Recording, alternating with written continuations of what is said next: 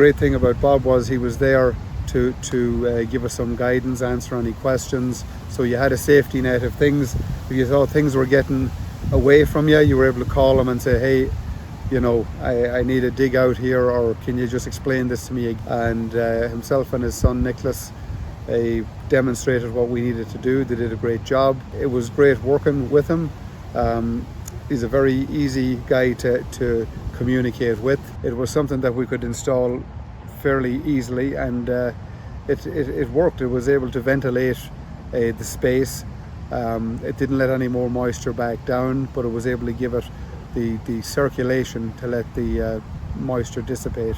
And that is it. Like I say, it has worked really, really well in the building that we've done, and I do intend to do it on the other buildings that we have. If all the jobs work out as well as the first one, I'll be extremely happy.